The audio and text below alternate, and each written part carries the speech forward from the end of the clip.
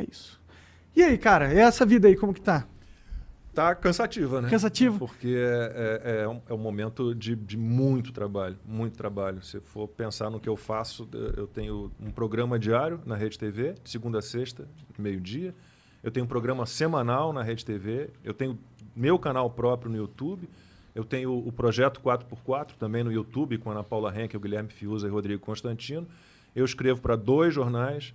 Eu estou preparando o texto original do meu último livro, que eu estou relançando por uma outra editora. Estou preparando o meu curso de jornalismo. Estou preparando um outro livro, um inédito, para o ano que vem. Porra, tá trabalhando pra cacete. Meu dia ficou curto. 24 horas não tá dando. Não tá dando. Não dá. Entendi. Mas é bom, assim, 55 anos ainda dá para encarar. Se não tenho energia de quando eu tinha 30, 25, 20... Mas ainda tô aí pra guerra, né? Bom, E você é um tem momento mais energia muito que delicado. eu, né? E eu tenho 30. Esse livro novo que tá escrevendo aí é sobre o quê? Não, o novo vai ser uma coletânea de todas as crônicas que eu escrevo para jornais. Entendi. E o último que eu estou preparando, o original, para relançar, para lançar uma segunda edição, é um livro que foi o último que eu lancei em 2016, dezembro de 2016, que conta a história da parte judia alemã da minha família. Parte do meu pai, parte da família do meu pai. O pai do meu pai era um judeu alemão que veio em 34 para o Brasil, foi um dos primeiros a perceber ali o perigo que surgia com o Hitler. Entendi. Né, porque muitos judeus demoraram um pouco a perceber.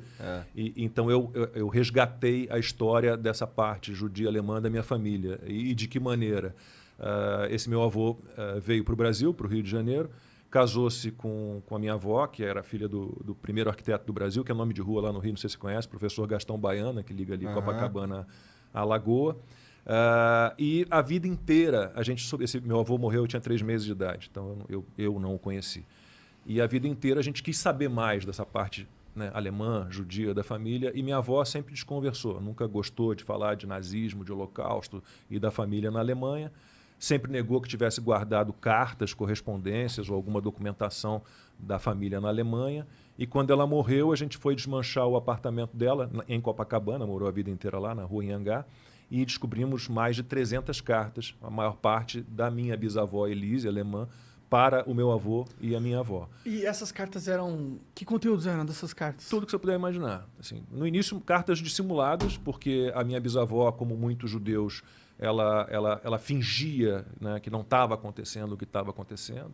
Né? Ela tentava se proteger de alguma forma. Né? Então, as cartas no início, você vê muita dissimulação, você vê que ela não está contando o que realmente está rolando na Alemanha.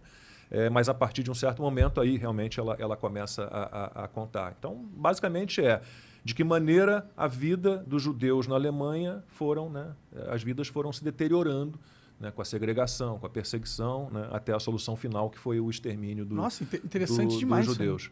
E essas cartas, eu tenho minha irmã caçula mora na Alemanha desde 92, então a gente entregou todas essas cartas para ela. Ela teve um trabalho enorme para traduzir tudo, porque era um alemão arcaico, uma letra manuscritas, né, uma letra muito difícil.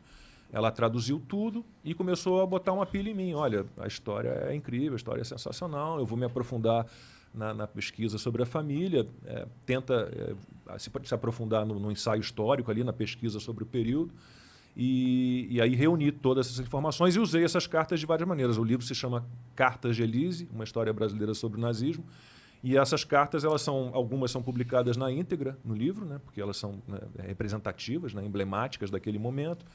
Algumas eu transformo em diálogos, então tem ali uma carta em que ela conta para o meu avô, e veio aqui o Levin, que era o cunhado dela, com um plano, já pensando em fugir da Alemanha, fugir do nazismo, com um plano de comprar uma fazenda em Blumenau, são tantos alqueires, não sei mais o quê.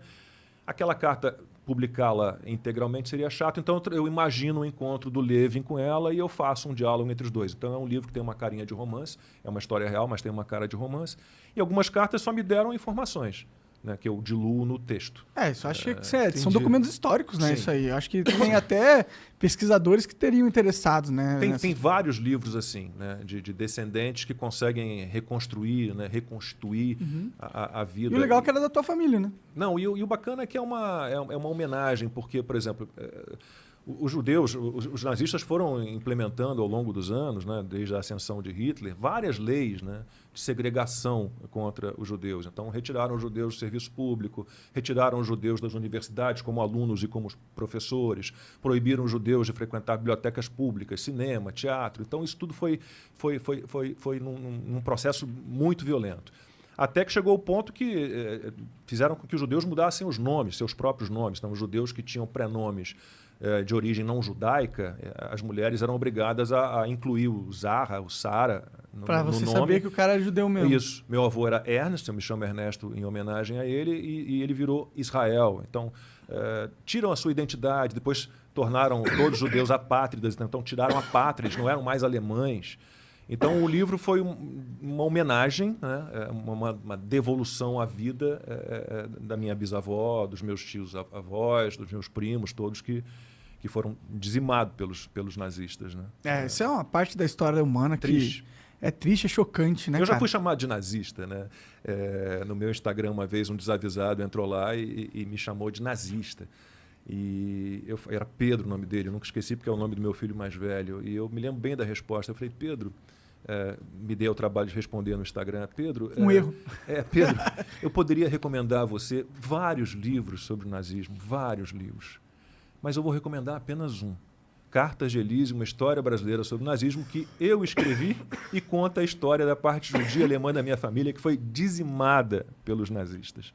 Não tem nem como ser nazista. Aí porra. o menino entra, desculpa, eu não sabia da sua origem. Então tá, nazista não, mas seu direitinho é de merda. Tá, cara. Ué, é a mesma coisa, né? Nazista e direitinho de merda.